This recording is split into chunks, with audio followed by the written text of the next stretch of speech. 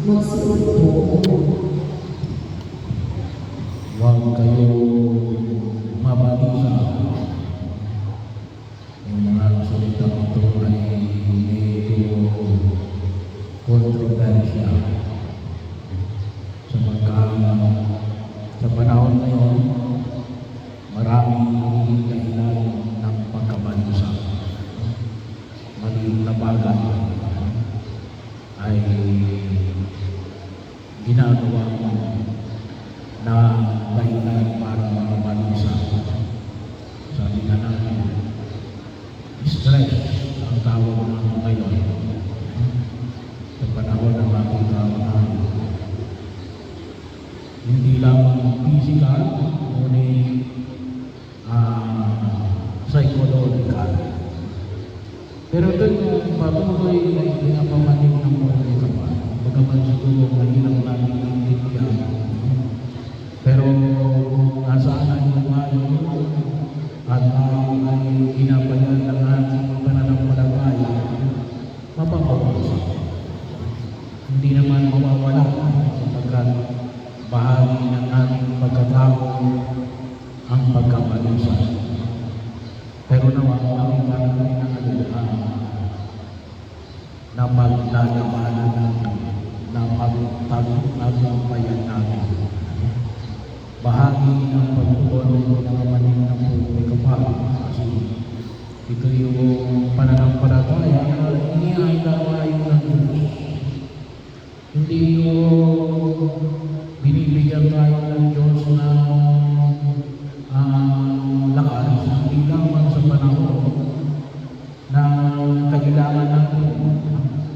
Ito yung binibigay niya bago pa dumating ang mga bago na ito. At ano yung isa sa mga makita-unahan nito na pinamating ng buhay kapal?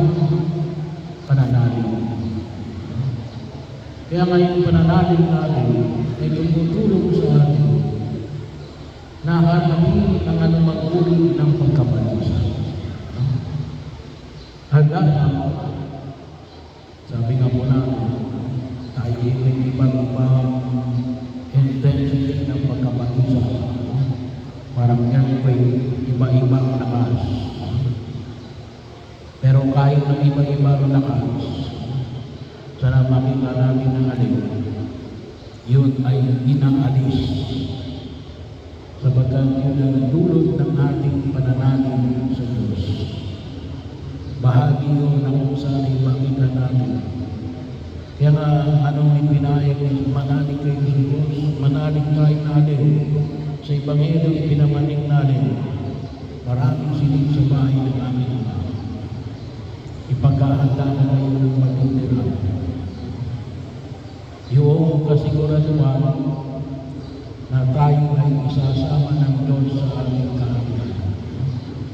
At yung pananampalataya natin ay isang pananampalataya na kung makikita natin ang nawakan ay siyang magpalatag sa atin. Saan ito? Sakramento ng binyag, pagdasal natin ng mga sakramento, kasi inibigay ng binyag, buhay na walang hanggan. Yung sakramento ng puti, para magkaroon tayo ng sapat na kaalaman upang harapin natin ang mga hamon ng daigdig na ito. Gabayan tayo ng Espiritu Santo sa sakramento ng komunyon.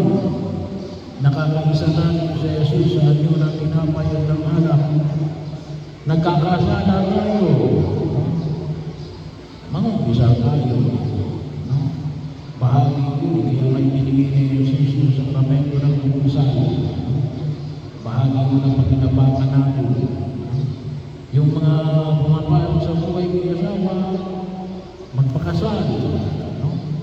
Hindi lang dapat kasal sa West, o kasal sa Mayor, o kasal sa Manila.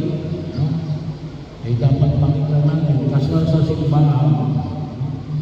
Pwede naman tayo mga sa simbahan na simple lang. Sabi naman, ay may higit ng isang taon, ino-offer natin na pwede kayo makasal sa simbahan kasi kasunod nyo lang yung inyong mga requirements, and then, simple lang. Hindi na muna kinakailang pabongga. Mapaspasan lang kayo ng hari. May ninong at ninang. Hindi nyo kinakailangan mo na magkaroon ng bonggang selebrasyon.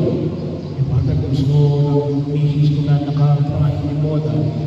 Ay, pwede naman yun. Next year, hindi kaya sa anniversary na inyong kasal, 5 years o 10 years, pwede nyo gawin yun. Pero ngayon, magpakasal muna kayo. Ang simbahan, kahit simple lang. And then, yun sa yung pagkapahin ng langis sa mga may sakit. Pinaalala sa akin, kanina bago mag-miss, Father, dinala namin sa iyo na magpapahin ng langis sa may sakit.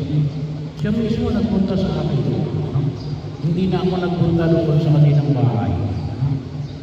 Siya na mismo, may mga kasama siya. Dito ko na pinahiran sa sakristiya yan ng langis. Bahagi yun ay alin, yun ay tawagin natin ay insurance natin sa langit. Pagpapakilala natin at talagang gusto natin pumunta sa langit. Hindi lang kung tawagin natin ay wish ko lang. Hindi lang wish ko lang. Talagang maliwanag na pagkilala. At yun ay tinuturo ng ating pananampalataya sa pagdamdam natin ng mga sakramento. Kaya bahagi yun ang usan niya pagkilos natin na si Enrique ay bahagi yun na sabi nga natin ay sigurado na isasama ng Panginoon sa kanyang kaharian at maraming kwarto sa bahay ng aming amang nasa langit. Sigurado hindi na siya pumunta sa impyerno. So, bahagi yun. Well, sabi nga natin, bakit kayo may purgatorio? Ayun ay para hindi kayo hinihingi ng katarungan. Yun ay kung sakaling may pagkakasala na hindi nabigyan ng katarungan. Kasi i-require sa amin ng katarungan. Kung mayroon tayong mga utang na hindi natin nabayaran sa naindig dito,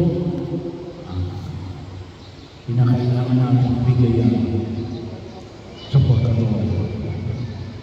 Pero yun po naman makita ko namin. Kaya ito yung daan na namin ipapalik natin sa harapan ng mga kapal. At ipanalangin natin na mahal sa akin na si Enrique ito na ay tanging choir member kung siya'y bata pa. Kung siya'y makakasama ng Diyos sa kanyang kaharian, kasama ni San Pedro at San Pablo na pinagdiriwang natin ngayon ang kanilang dakilang kamustahan ay doon siya ahawin sa harapan.